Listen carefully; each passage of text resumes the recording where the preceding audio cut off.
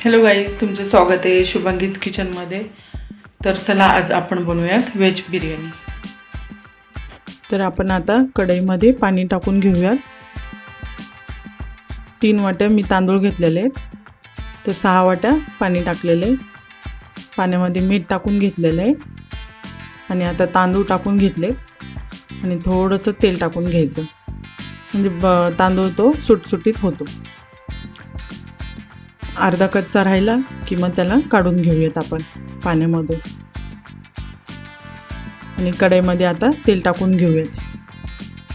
तुम्हाला हवं असेल तसं खडा मसाला तुम्ही टाकून घेऊ शकताय. तर मी ह्याच्यामध्ये तेजपत्ता, 10-12 मिऱ्या टाकल्यात, लवंगा टाकल्यात, 2 विलायची टाकली. तुम्हाला वाटल्यास ते जावित्री पण टाकू शकताय. आणि आता जिरे टाकून घेऊयात आपण. जिरे जास्त टाकायचे. थोडेसे फुलत आले मग कांदा टाकून घेऊयात आपण त्याच्यामध्ये. 2 ते 3 कांदा टाकलेले मी कापून बारीक. तो फ्राय होत आला की अद्रक लसूण टाकून घेऊयात आपण.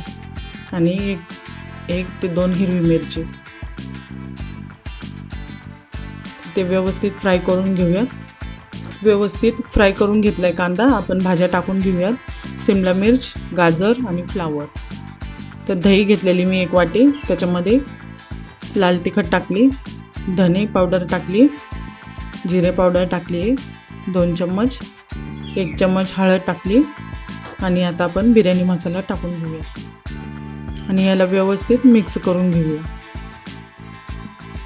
भाज्या फ्राय केलेल्या आहेत त्याच्यामध्ये टाकून घ्यायचं आपण हे. आता तर व्यवस्थित फ्राय करून घेऊया. ते सगळं तेल सुटूस तो आपण ह्याला फ्राय करून घेऊया.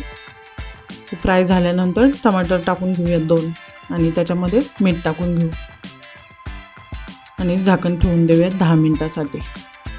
आता पाहू शकता किती मस्त फ्राय झाले ते.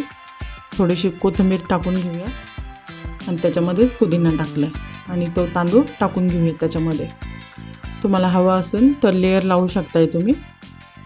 तर भात थोडा 70% शिजला ना की त्याच्यामध्ये टाकून द्यायचा.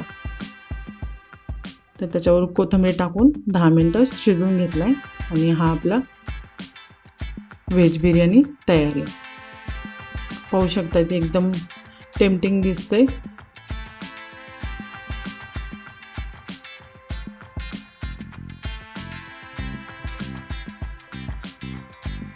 आवडल्यास लाईक करायला, कमेंट करायला, सबस्क्राईब करायला विसरू नका. बाय.